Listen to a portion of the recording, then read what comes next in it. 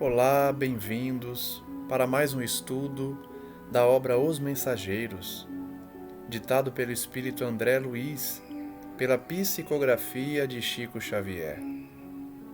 Estamos no nosso quinto estudo, aprendendo com André Luiz as lições que ele obteve no mundo espiritual após o seu desencarne na colônia Nosso Lar. No último estudo, analisávamos a vida de dois médiuns que fracassaram na missão, por conta de inúmeros fatores pessoais, sentimentais, de família, mas principalmente de queda moral.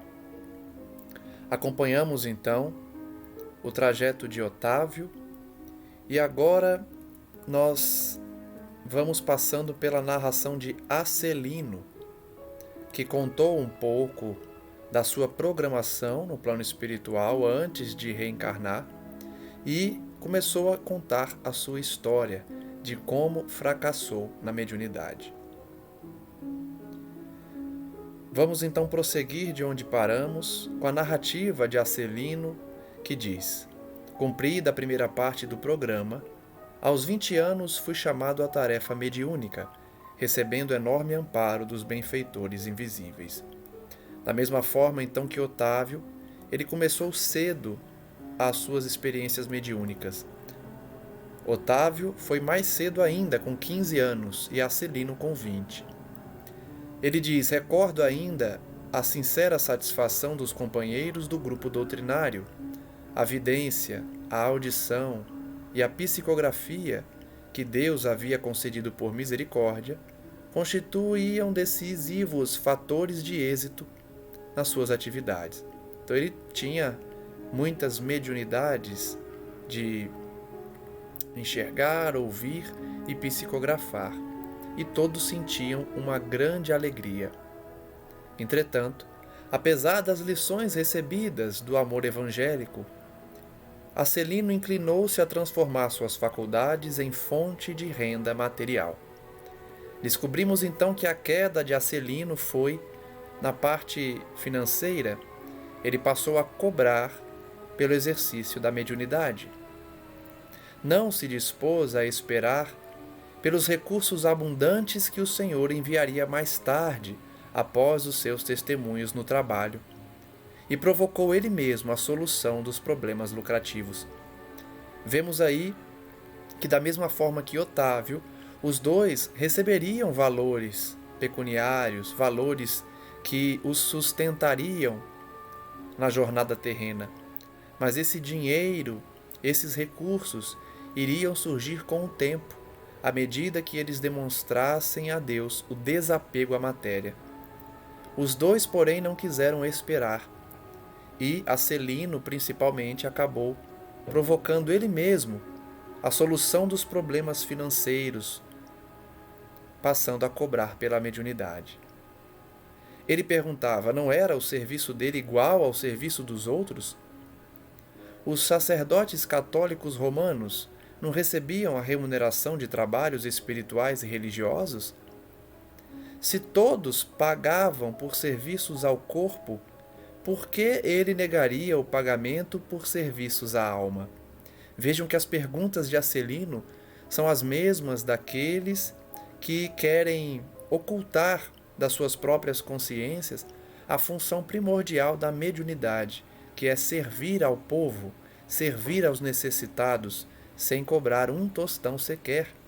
Porque à medida que você cobra pelo serviço mediúnico de algo que não te pertence de fato, já que a comunicação somente se dá pela intervenção dos espíritos, acaba gerando uma necessidade de resposta àquele que paga, e também de preferência a quem tem recursos, excluindo aqueles que não têm dinheiro. Então, por inúmeros motivos, a doutrina espírita aconselha a não se cobrar pela mediunidade, pelo exercício da mediunidade.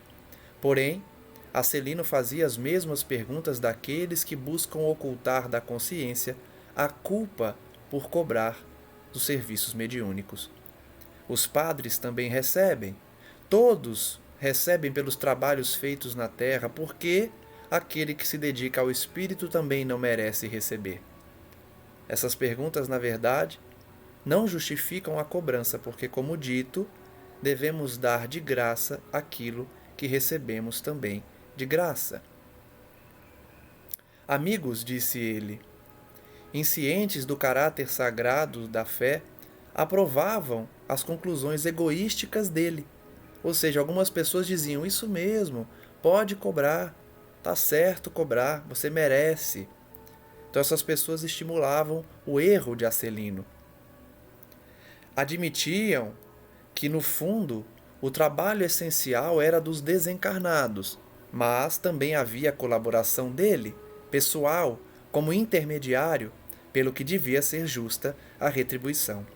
Vejam que eles sabem que o trabalho não pertence de fato a eles, mas sim dos espíritos, mas ainda assim eles se acham no direito de cobrar pela pequena participação no fenômeno. Debalde, movimentaram-se os amigos espirituais, aconselhando a Celino o melhor caminho, que não cobrasse. Em vão, companheiros encarnados chamavam ele ao esclarecimento oportuno. Acelino agarrou-se ao interesse inferior, fixou seu ponto de vista e ficaria então definitivamente por conta dos consulentes, ou seja, aqueles que buscavam as suas consultas pagas. Acelino então arbitrou o preço dessas consultas, com bonificações especiais aos pobres e desvalidos da sorte, e o seu consultório encheu-se de gente. Um interesse enorme foi despertado entre os que desejavam melhoras físicas e solução de negócios materiais. É natural que no início dessas mediunidades as pessoas busquem e eles tenham muitos clientes, porque no início da tarefa, no início da missão, eles ainda trazem uma bagagem enorme do fenômeno. E por isso conseguem demonstrar que de fato têm um contato com o mundo espiritual. Mas nós sabemos que à medida que o médium cobra cada vez mais caro, cada vez mais se afundando nos interesses mesquinhos da carne, ele vai perdendo esse contato com a espiritualidade superior.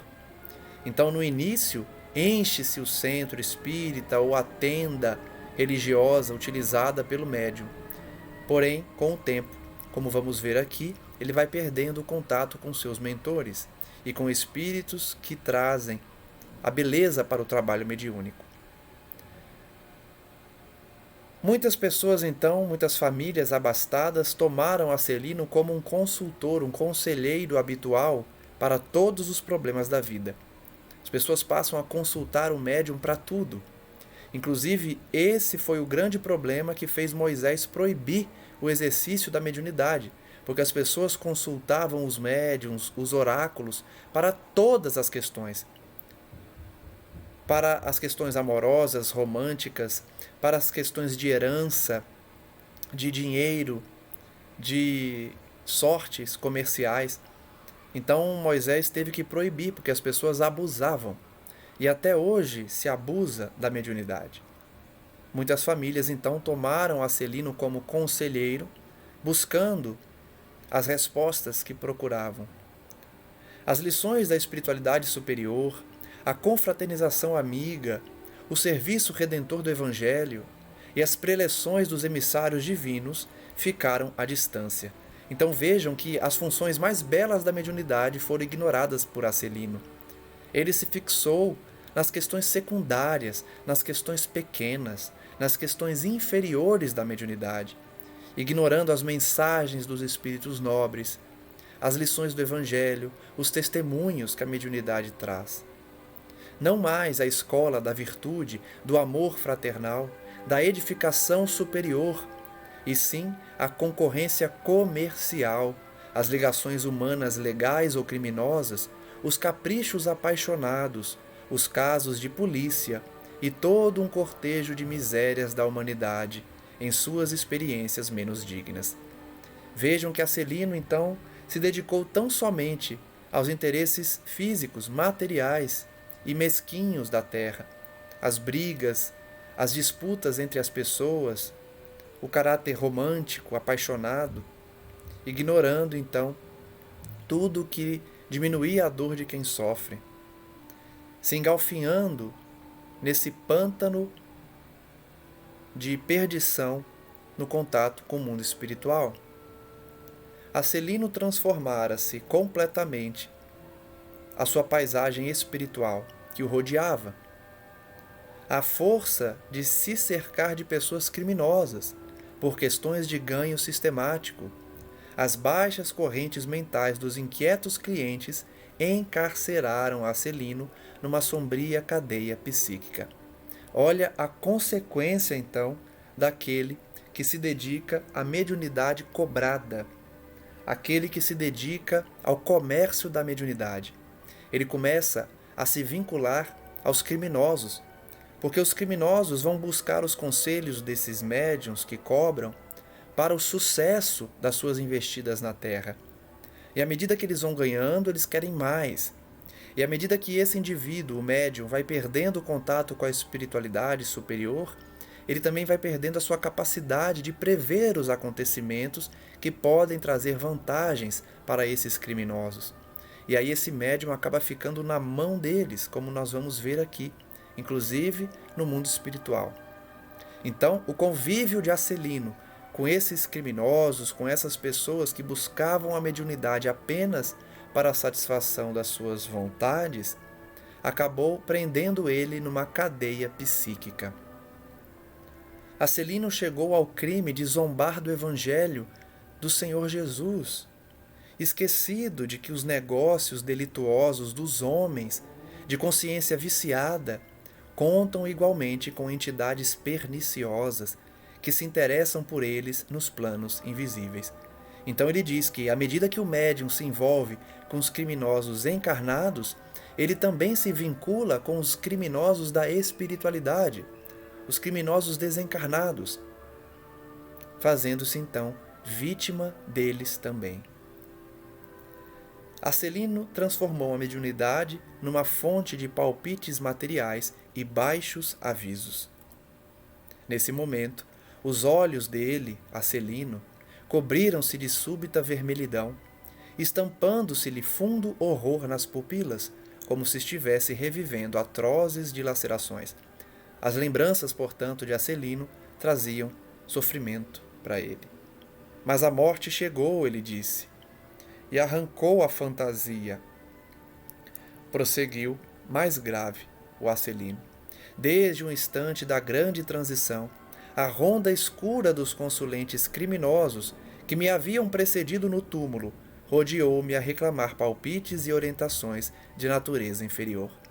Então notem que aqueles criminosos, aquelas pessoas que buscavam os conselhos de Acelino quando estavam vivos, morreram antes dele. E quando Acelino morreu, esses mesmos indivíduos no mundo espiritual passaram a atormentá-lo, a cobrar dele respostas, a cobrar dele mensagens da Terra. Notem que curioso essa parte, muitas vezes a gente não pensa nisso. A gente acha que quando o indivíduo desencarna, ele tem livre acesso ao mundo aqui na Terra, ao nosso mundo físico, sabendo de tudo, tendo acesso a todos os lugares, e não é assim. Muitos desencarnam e vão para regiões de sofrimento, regiões escuras, e não têm mais contato com a Terra. Então Acelino, que era médium aqui e desencarnou, esses espíritos que estavam vinculados a ele passaram a cobrar dele também respostas, já que ele sempre deu respostas quando era o médium que cobrava, eles continuavam a cobrar dele respostas também, como estava a Terra, como os companheiros que eles deixavam aqui estavam. Então ele foi atormentado por essas entidades. Queriam notícias dos cúmplices encarnados, dos resultados comerciais, das soluções atinentes às ligações clandestinas que eles cultivaram antes de morrer.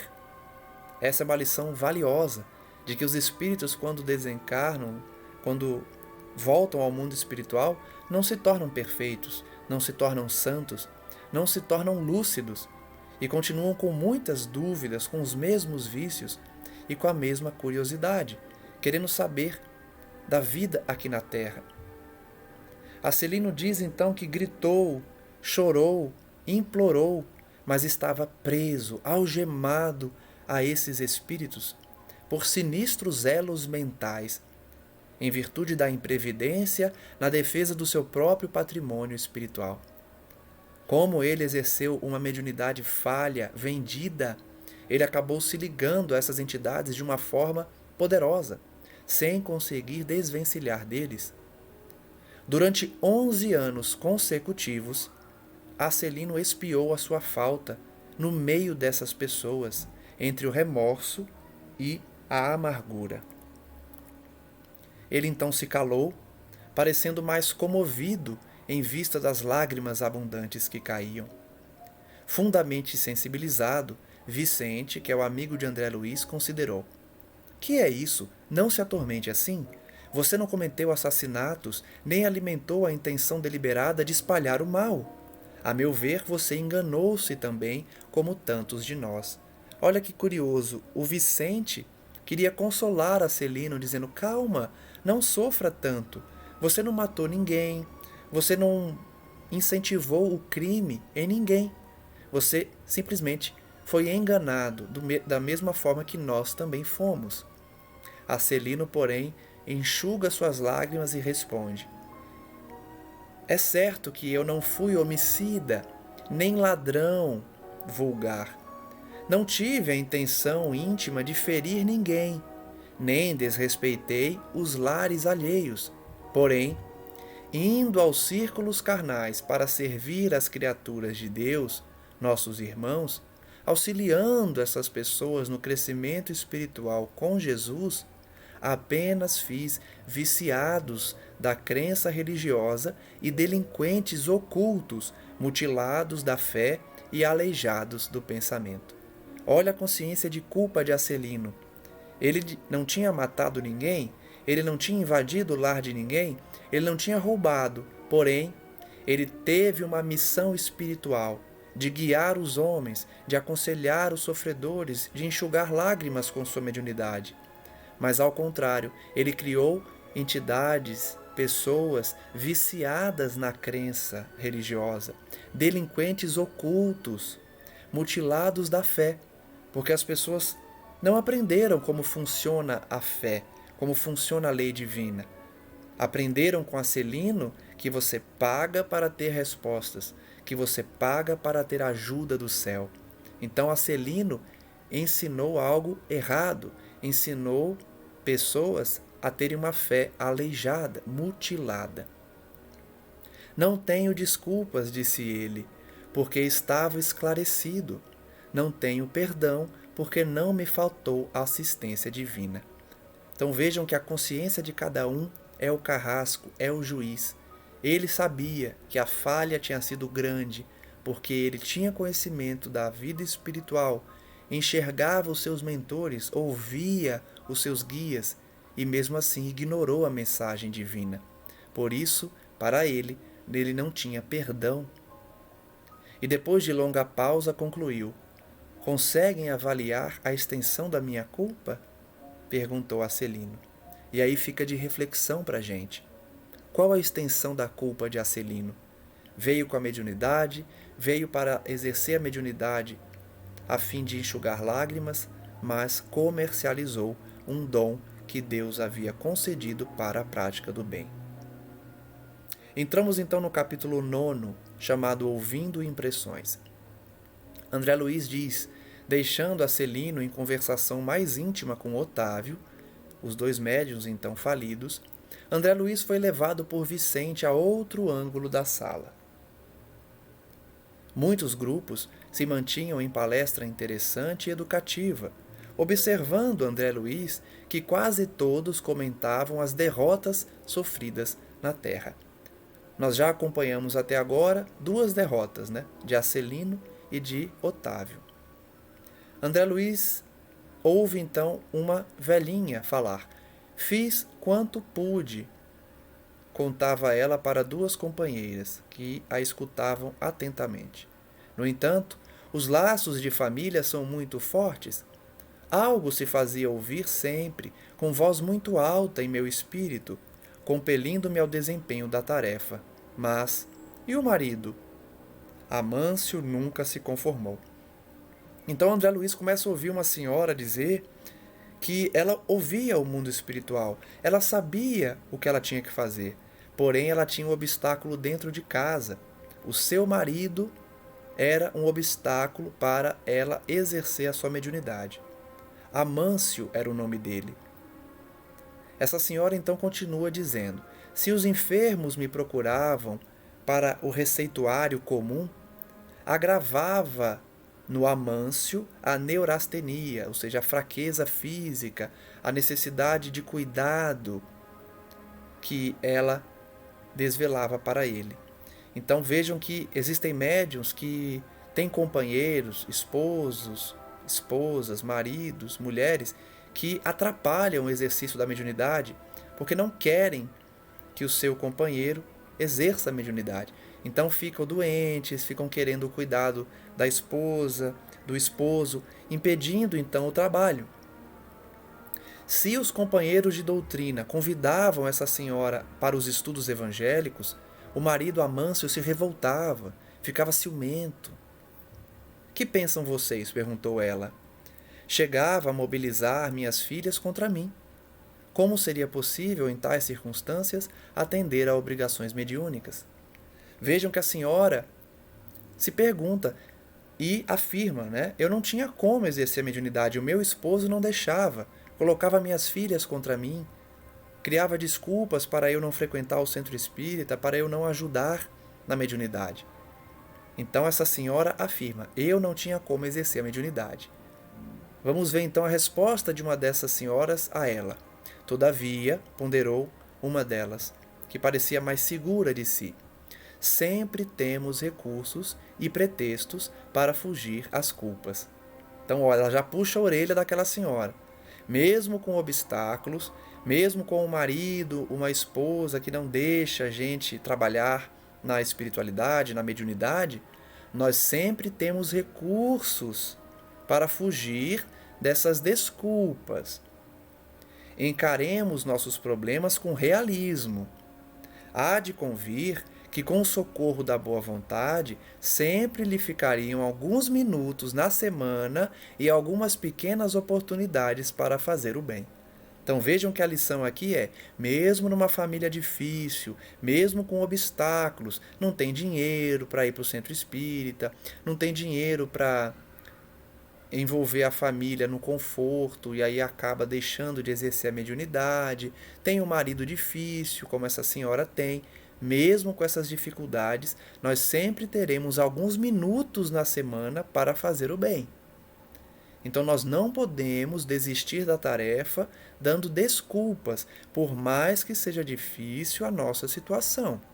Algum momento no dia, na semana, nós poderemos arranjar para fazer o bem. Talvez pudesse conquistar o entendimento do esposo, a colaboração das filhas, se trabalhasse em silêncio, mostrando sincera disposição para o sacrifício. Então veja que essa senhora está dando um puxão de orelha na sua amiga, né? Na verdade, você podia trabalhar. Quem sabe o seu esposo, com o tempo, ia abrindo a guarda. As filhas não te apoiariam se você servisse com a intenção de sacrifício. Nossos atos, Mariana, e aí a gente descobre o nome dessa senhora, nossos atos são muito mais contagiosos que nossas palavras.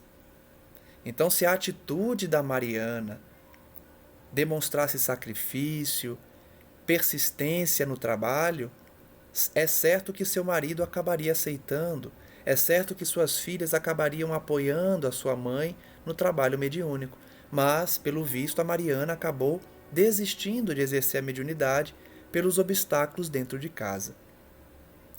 Ela então responde, sim, emitindo uma voz diferente. Concordo com essa observação.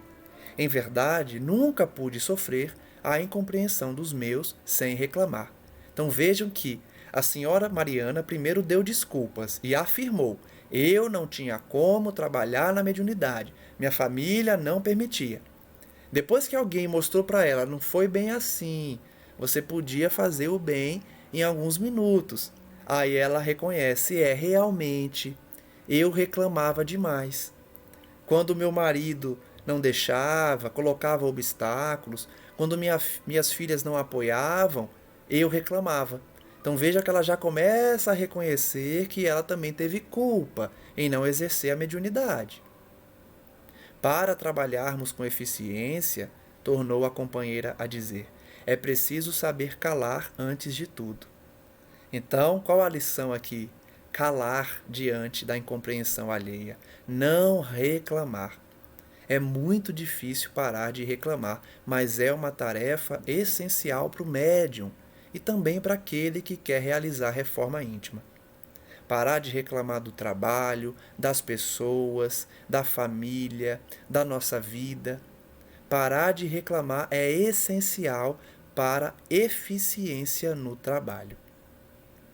Teríamos atendido perfeitamente aos nossos deveres se tivéssemos usado todas as receitas da obediência e otimismo que fornecermos aos outros. Obediência e otimismo aos outros é a forma de superar os obstáculos.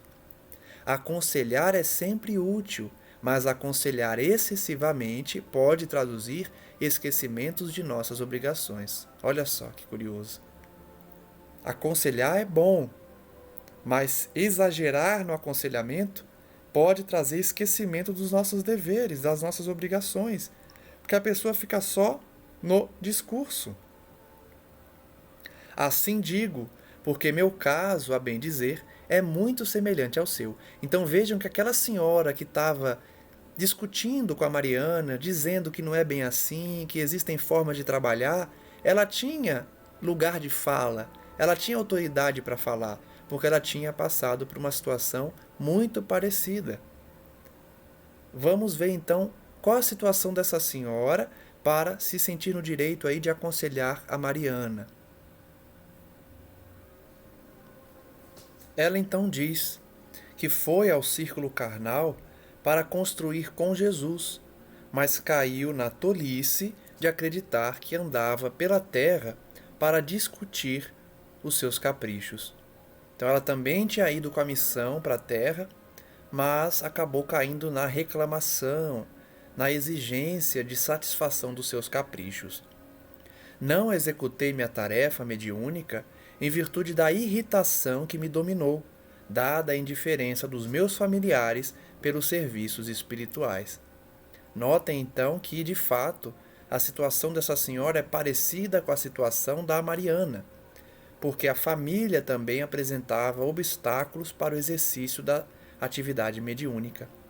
Só que em vez dela não reclamar e ela encontrar alternativas de realizar o serviço dando o exemplo, ela preferiu reclamar, se irritar pela indiferença da família.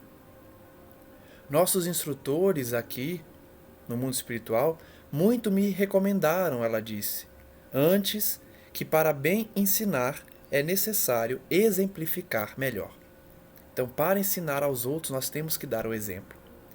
Entretanto, por minha desventura, tudo esqueci no trabalho temporário da terra.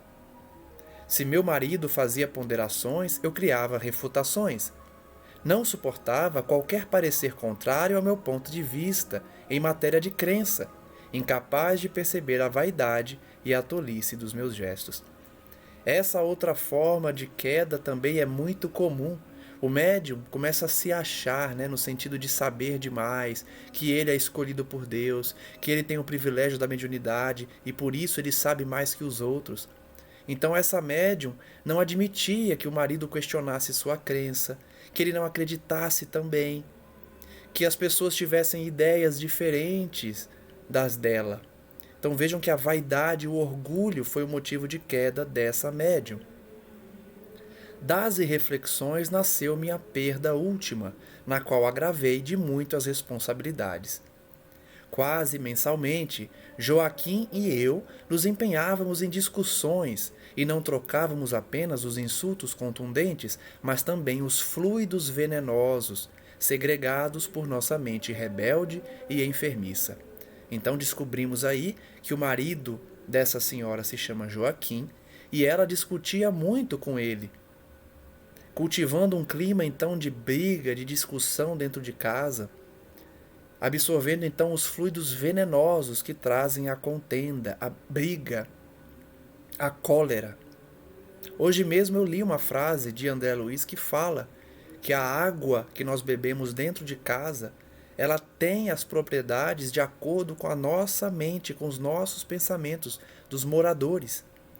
Os moradores da casa também influenciam até mesmo nas propriedades da água que tomam. Porque de fato nós criamos um cenário mental. Os nossos pensamentos têm força, têm energia e têm poder para alterar a propriedade de muitos outros elementos, como a água. Então, essa médium foi ali cultivando dentro do lar energias negativas que atrapalham o exercício da mediunidade. Por isso que Emmanuel vai dizer para Chico: disciplina, disciplina, disciplina. As 3 exigências que ele fazia para a mediunidade de Chico Xavier. Porque na disciplina que você equilibra as suas energias. E para o exercício mediúnico exemplar, é necessário que as energias estejam equilibradas. Não há como um médium manter uma energia exemplar, equilibrada, sem uma convivência pacífica com seus familiares e principalmente com seus próprios pensamentos. Porque muitas vezes o médium está mergulhado num cenário de brigas cotidianas entre a família. O que não pode acontecer é ele se envolver nessas brigas, é ele permitir que a sua mente, os seus pensamentos se contaminem com as brigas dos seus familiares. Eu sei que isso é muito difícil, eu sei que é uma tarefa árdua e diária, mas é o que a espiritualidade nos ensina. Para que nós possamos manter um sentimento de equilíbrio, uma vibração elevada, nós temos que realizar esse exercício diário de não permitir que as dores e as quedas morais do mundo contaminem o nosso íntimo. Essa moça, então, discutia com seu marido Joaquim, tornando sua mente rebelde e enfermiça. Entre os conflitos e suas consequências, ela passou, então, o tempo inutilizada para qualquer trabalho de elevação espiritual. Não há como realmente o médium se elevar espiritualmente se cultiva diariamente brigas na família, no ambiente de trabalho, enfim. Nesse instante, André Luiz diz então que Vicente o chamou para apresentar um amigo. Ao lado deles, outro grupo de senhoras conversava animadamente. Uma delas disse: afinal, Ernestina, indagava a mais jovem, qual foi a causa do seu desastre? Apenas o medo, minha amiga, explicou a interpelada. Tive medo de tudo e de todos, foi o meu grande mal. Então, mais um caso aí de outra médium, que a sua queda foi ocasionada pelo medo. Mas como tudo isso impressiona? Você foi muitíssimo preparada?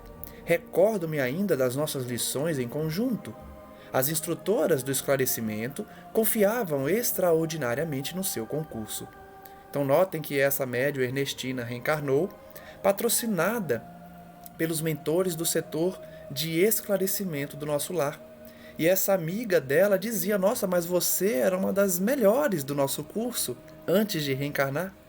Você é que detinha maiores expectativas do nosso grupo aqui no mundo espiritual. Seu aproveitamento era um padrão para todas as outras colegas de turma. E aí a Ernestina vai dizer: sim, minha querida Benita, suas reminiscências fazem-me sentir com mais clareza a extensão da minha bancarrota, da minha falência pessoal. Ela então recordava: de fato, eu era uma aluna exemplar antes de renascer na Terra. Eu era uma das melhores candidatas para o exercício da mediunidade. E isso me traz uma maior culpa pelo meu fracasso. Entretanto, não devo fugir à realidade. Fui a culpada de tudo. Preparei-me o bastante para resgatar antigos débitos, efetuar edificações novas. Contudo, não vigiei como se impunha. Lembre-se que, se eu não me engano, o Otávio se preparou por 30 anos para ser médium e faliu. Essa moça também diz aqui que se preparou na espiritualidade, era a melhor da turma, tinha grandes expectativas, mas foi a única culpada por sua queda. Não havia vigiado. Olha a vigilância como é importante. O chamamento ao serviço ressoou no tempo próprio, orientando-me o raciocínio a melhores esclarecimentos. Vejam que todos eles recebem a intuição, o direcionamento pelos amigos, pelos guias. Nossos instrutores me proporcionavam os mais santos incentivos, mas desconfiei dos homens, dos desencarnados e até de mim mesma. É uma outra falha muito comum dos médiuns. Desconfiam da própria mediunidade, desconfiam dos espíritos, dos encarnados, e aí, por medo, não exercem a sua tarefa. Nos estudiosos do plano físico, enxergava pessoas de má fé, olha só. Ela enxergava nas pessoas que estudavam a doutrina alguém que queria se aproveitar dela.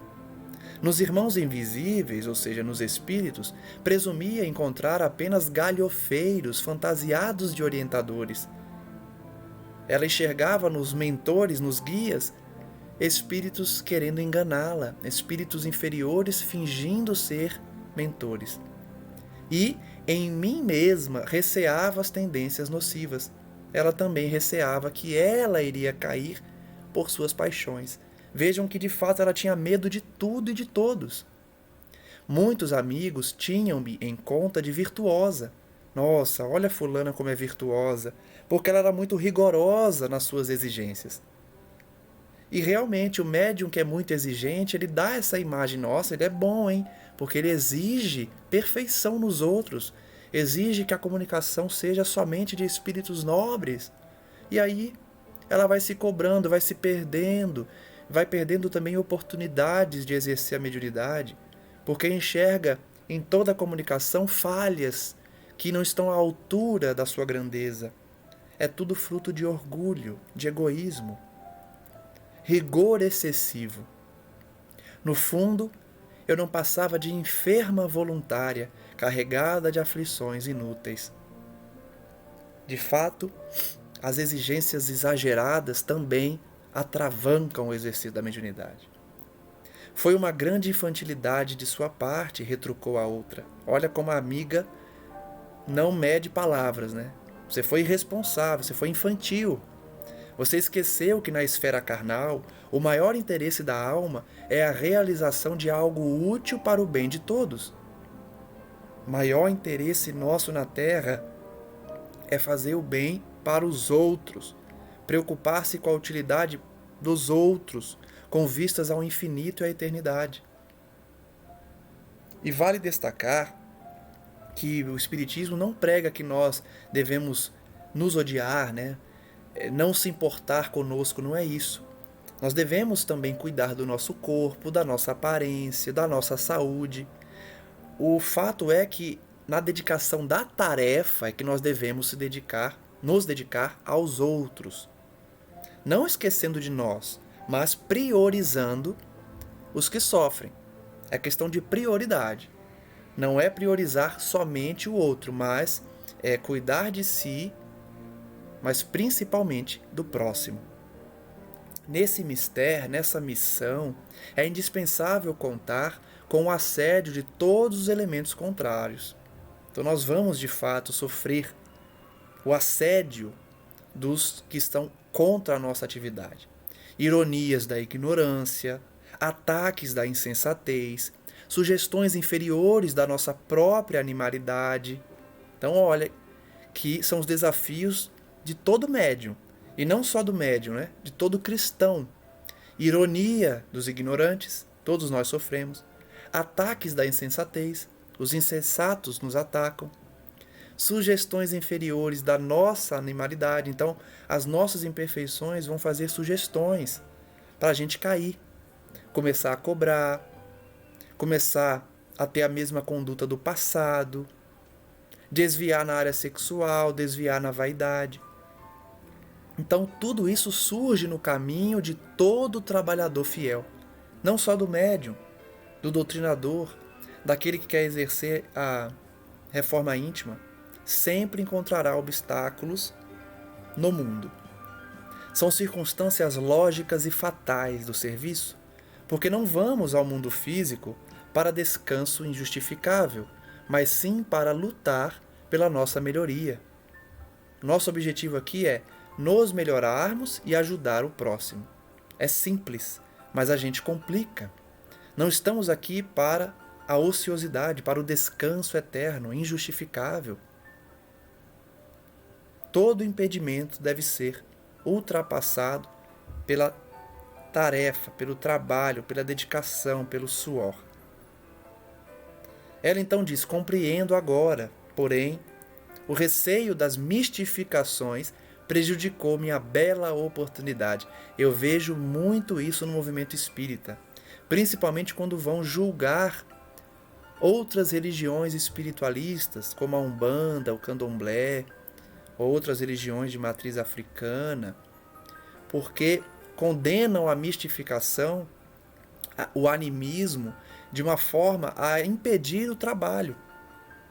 Então vejam que o receio de mistificar, e vejam que eles deixam claro aqui, é o receio da mistificação. Então há uma comunicação legítima, há um espírito ali, mas o médium fica naquela dúvida, naquele receio de estar mistificando, e aí tranca a comunicação, impede a comunicação mediúnica. Porque acha que é um espírito galhofeiro, ou então acha que não tem espírito nenhum, é puro animismo, e aí perde oportunidades de trabalho. A interlocutora então prossegue: minha amiga, é tarde para lamentar. Tanto tememos as mistificações que acabamos por mistificar os serviços do Cristo. Olha que frase! O médium teme tanto a mistificação que acaba ele mesmo mistificando os serviços de Jesus. Se torna ocioso, não faz nada, perde a oportunidade de exercer a mediunidade. André Luiz diz então que ouvia aquela palestra com interesse crescente, mas o companheiro Vicente o levou adiante para novas apresentações. Atendia a esses deveres agradáveis da sociedade de nosso lar, mas para não perder oportunidade de se instruir, André Luiz continuava atento às conversações em volta dele. Alguns cavalheiros mantinham discreta permuta de pareceres, trocavam ideias, experiências.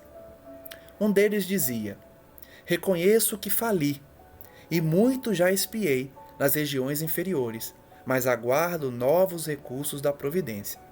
Então, um desses indivíduos reconhecia que tinha falido, mas aguardava os recursos divinos.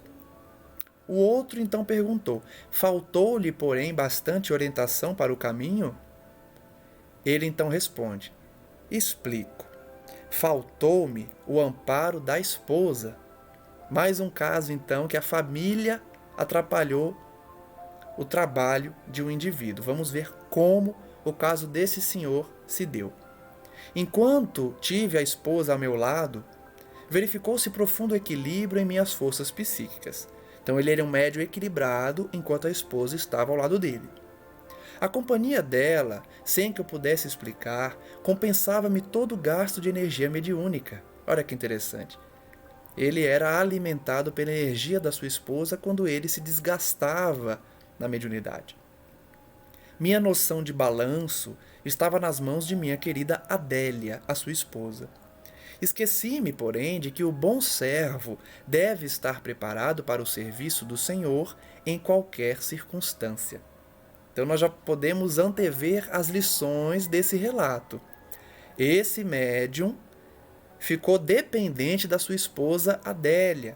Ele se esqueceu que nós precisamos estar preparados para servir ao Senhor, independente da situação. Independente se temos um companheiro, se não temos, se o companheiro apoia ou não, se a companheira persegue os nossos intentos ou apoia. Nós sempre temos que estar preparados para o trabalho em qualquer circunstância. Ele diz: não aprendi a ciência da conformação, nem me resignei a percorrer sozinho as estradas humanas. Olha só que interessante. Vejam como cada médium tem sua particularidade, cada um cai numa falha específica. Quando não cai na vaidade, no orgulho, na cobrança, no erro, cai no receio da mistificação, no receio de não ser um bom médium. Esse outro caiu porque ficou dependente da esposa, dependente no sentido psíquico, emocional. Ele não soube percorrer sozinho a estrada humana. Quando ele se viu sem a sua companheira, que desencarnou, ficou amedrontado, sentiu-se desequilibrado e aí procurou substituir a esposa, se acidentando. Como ele era dependente de alguém ao lado dele, não importava quem, ele acabou se casando novamente de forma equivocada, de forma apressada. Entendem como esse médium acabou falhando? Ele não tinha as viciações pessoais que nós vimos nos outros, mas ele era dependente emocional da Adélia, sua esposa. E quando a Adélia morreu, ele precisava de alguém, porque ele se apoiava sempre em alguém. E aí casou-se, substituiu a Adélia. Extremamente ligada a entidades malfazejas, minha segunda mulher, com seus desvarios, arrastou-me a perversões sexuais de que nunca me supusera capaz. Olha só. Ele era tão dependente emocional de alguém, não da Adélia. Ele era dependente da Adélia enquanto ela estava na Terra. Quando ela desencarnou, ele arranjou logo a outra pessoa para ser dependente também. Era uma falha nele, era uma questão dele que ele precisava resolver. E aí então, para substituir a companheira, casou-se com alguém extremamente desequilibrado. A segunda mulher dele tinha companheiros espirituais terríveis na área sexual e arrastou ele também a essas perversões. Voltou insensivelmente ao convívio de criaturas perversas. E tendo começado bem, ou seja, ele iniciou a sua carreira na mediunidade de forma equilibrada, quando a Adélia estava viva. Porém, depois que a Adélia morreu, desencarnou, ele acabou mal. Seus desastres foram enormes. Entretanto, embora reconheça sua deficiência, entendia, naquele momento, que o triunfo, mesmo no futuro, será muito difícil sem a companheira bem-amada. Então vejam que ele ainda está dependente. Olha como a gente não muda quando desencarna. Muita gente acha, falei aqui no último estudo, muita gente acha que a pessoa morre e se torna diferente no mundo espiritual, mas continua igual. Vejam que esse médium era dependente emocional de Adélia. Ela morreu, ele arranjou de substituí-la rapidamente, porque precisava de alguém.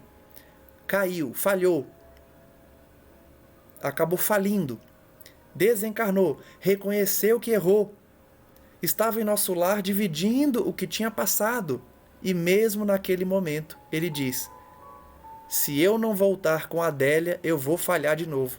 É isso que ele está dizendo aí, olha. O triunfo no futuro será muito difícil sem a minha companheira bem-amada. Ele continua com a mesma ideia que ele só vai triunfar se tiver a Adélia do lado dele. Vejam a dependência emocional que esse indivíduo criou. André Luiz então diz que a palestra ficou muito interessante, desejava acompanhar o prosseguimento, mas Vicente chamou ele mais uma vez para outro assunto e foi necessário acompanhá-lo.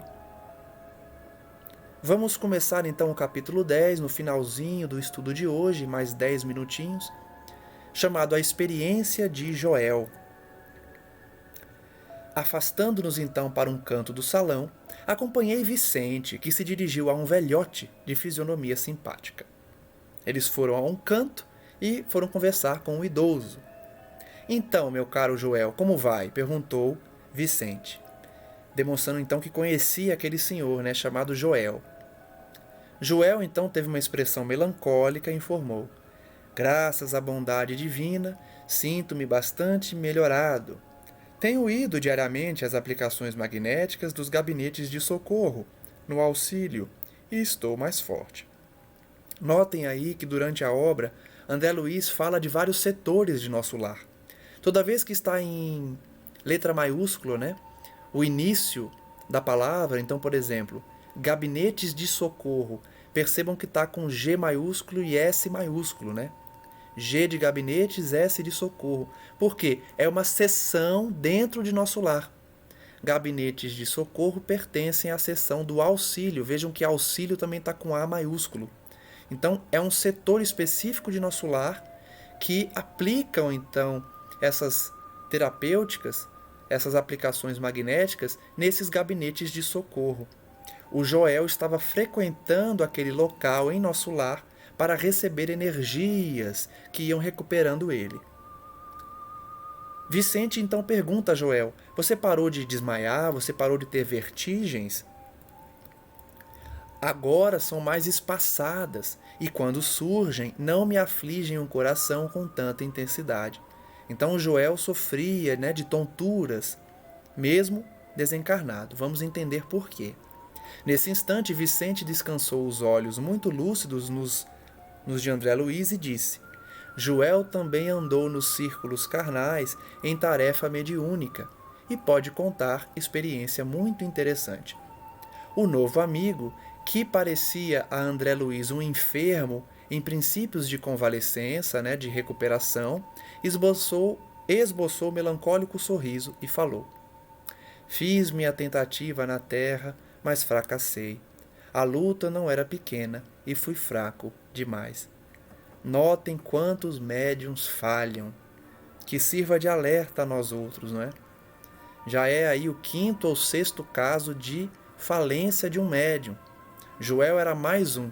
Vamos ver por quê. O que mais me impressiona no caso dele, Vicente disse, é a moléstia que o acompanhou até aqui no mundo espiritual e persiste ainda agora. Então Joel, que foi médium, desencarnou com uma doença e levou essa doença para o mundo espiritual. Ele continuou mantendo aquela enfermidade, mesmo desencarnado. Olha como a mente é poderosa, como o pensamento tem força no mundo espiritual. Uma doença que é do corpo, Joel levou para o espírito dele, porque estava no perispírito dele, estava marcado nas suas bagagens do perispírito. Joel atravessou as regiões inferiores com dificuldades extremas, sofreu no umbral, após demorar-se por lá muito tempo, voltando ao Ministério do Auxílio, perseguido de alucinações estranhas relativamente ao passado. Então Joel, quando desencarnou, foi para o umbral, não é? Passou um tempo em regiões de sofrimento e foi perseguido de alucinações estranhas, de lembranças do passado. Ao passado? Perguntou André Luiz. Sim, esclareceu Joel, humilde. Minha tarefa mediúnica exigia sensibilidade mais apurada.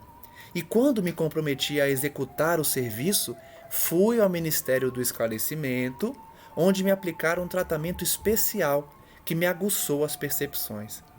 Isso aqui é muito interessante, a gente vai trabalhar mais no próximo estudo, porque Joel, antes de reencarnar, ele pediu aos seus instrutores que passasse por um procedimento lá no mundo espiritual, de forma a intensificar sua mediunidade. Olha que interessante. Nós sabemos que a glândula pineal, que é um órgão, né, do nosso corpo, que muitos pensam ser inútil, ele tem uma participação efetiva na mediunidade. Então, certamente, os trabalhos nessa sessão, Ministério do Esclarecimento, fizeram com que Joel reencarnasse com uma mediunidade mais apurada, mais sensível.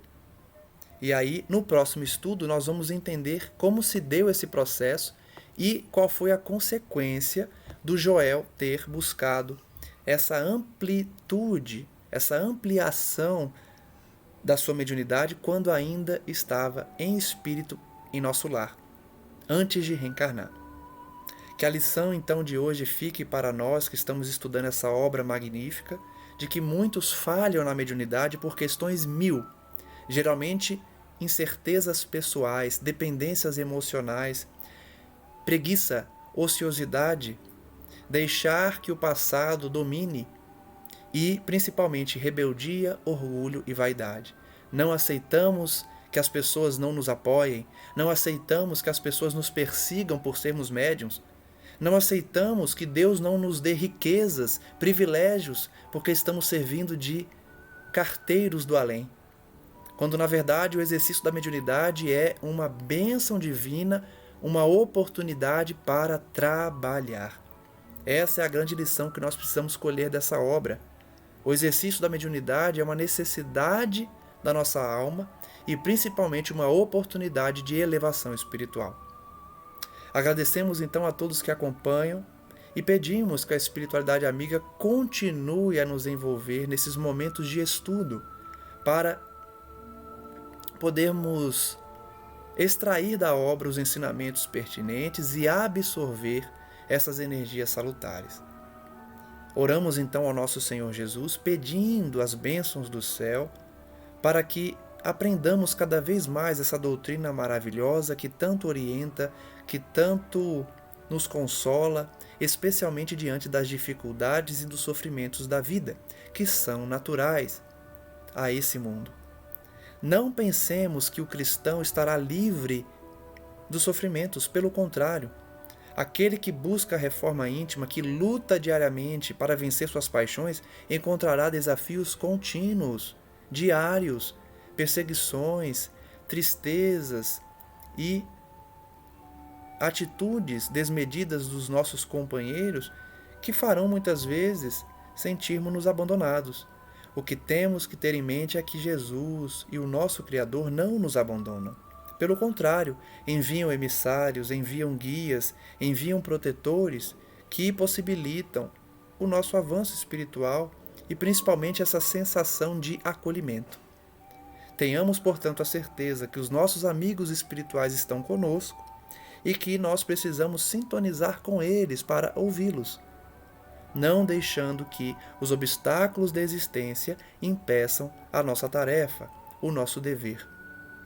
Graças damos então a Cristo, a Maria Santíssima, aos guias de nosso lar, aos mentores da nossa existência e que os bons amigos continuem a envolver os nossos lares, as nossas famílias e principalmente a nossa intenção de trabalhar pelo bem e de aprender a doutrina cristã. Graças damos a Ti, Senhor, hoje e sempre, e que assim seja. Um forte abraço a todos e até o próximo estudo. Amanhã teremos mais um item, mais um capítulo do Evangelho segundo o Espiritismo.